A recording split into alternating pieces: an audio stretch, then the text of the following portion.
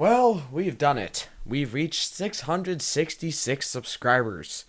And in honor of that number, I decided we're going to review the Red Devil RX 580 and talk about, should you buy one? Is this a good card for the mid-range, low-tierish, low-cost PC? Or is this a pile of trash and you should save your money for something NVIDIA made? Let's talk about this after the intro that I don't have. Yeah. Alright, I'm back after the intro I don't have, and we're just going to talk about this. First of all, it's so sexy. Like, 10 points just for sexiness. For any of you miners out there, no, not people below the age of 18. People that like to mine for bitcoins and shit like that, leave. No, but this does have dual BIOS, meaning that you can either switch to mining mode or just regular old gaming mode. Now let's talk about performance, because I'm actually gonna do the thing. I'm gonna do the risky thing.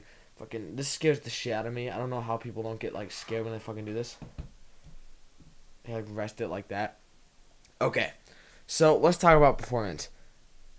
For me, at least, this card is a fucking beast. It ran PUBG, Counter-Strike, Fortnite, Apex Legends, The Division 2, and every other game I tried playing on it. I'll have some gameplay in the background. Even actually, here's something funny. Whilst testing Fortnite on it, I don't really like Fortnite, but while testing Fortnite on it, I actually won my game during my benchmark test. So I'm actually just going to play the winning game for you guys here without talking over it. So here it is. Here's the winning Fortnite benchmark.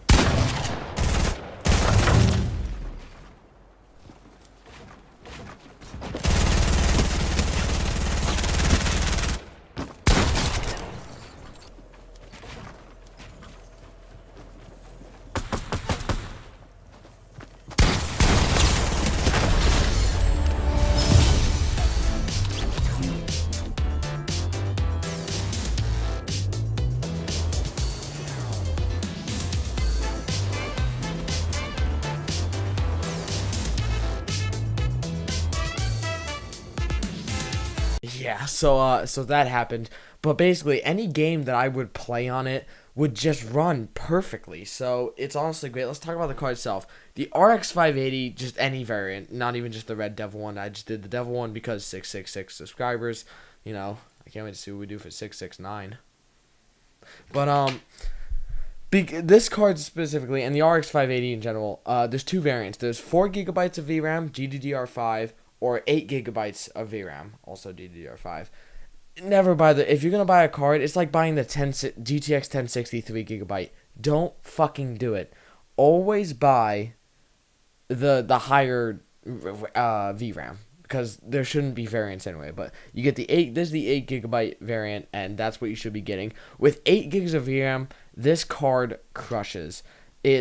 That's why I actually think it's a little better than the 1660, but we will be doing a video about comparing it specifically to the 1660 Ti, maybe a 1660 and like a 1080. But with 8 gigs of VRAM, a clock speed of like 1300 megahertz, this thing is it's just a gaming card. For strictly gaming, it is an amazing card. I paired it with an i7 7700K in my test rig here, and it was perfect. A gaming CPU with a gaming card. If you plan on doing other things like multitasking, maybe editing, you could probably edit it with this kind of card because, but you would rather, for like streaming or something, I would suggest either a different CPU or a NVIDIA graphics card with their streaming encoder. That's the one weakness of AMD that I find super blaring, is that their driver support isn't exactly as good as NVIDIA's and Intel's, and their encoding is garbage.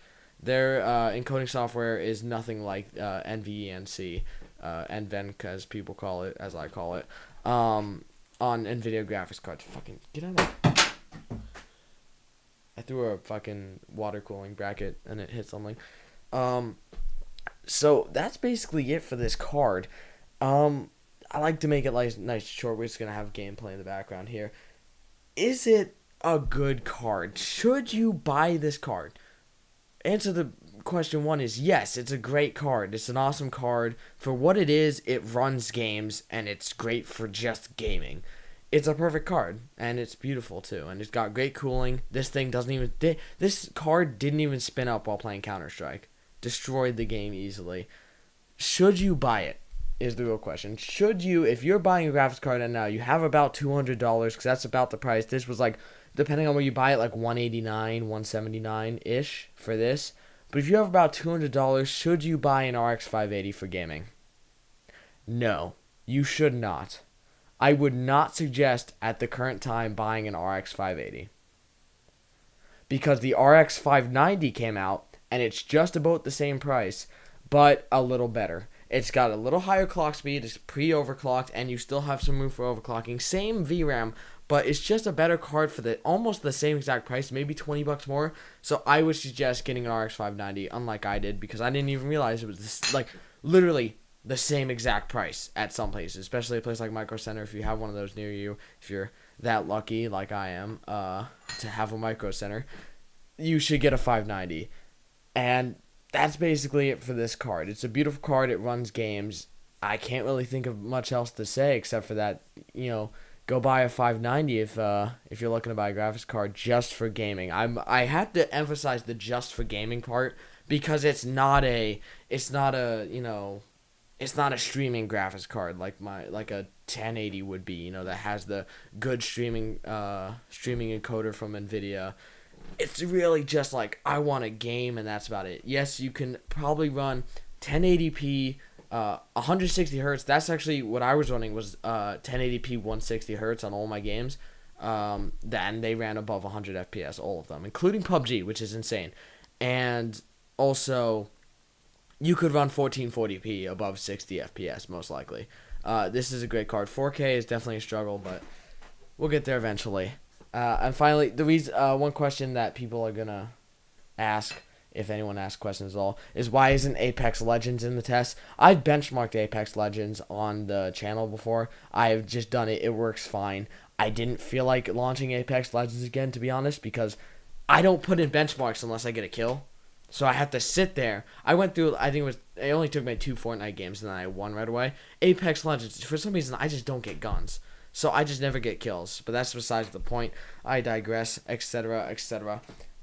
I hope you guys learned anything from this. It's just, I'm personally more of an AMD fanboy, but I can't suggest this card more, even though I'm a little biased. But this card, for gaming, from my experience, like I said, I actually have the card and I've been using it.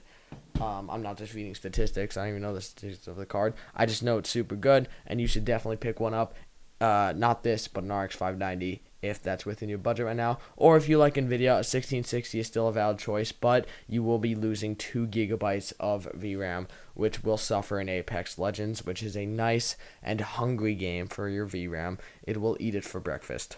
Alright, guys, I hope you enjoyed this weird review with the Photoshop thumbnail for once, and I love you guys, and I'll see you in the next one. Peace.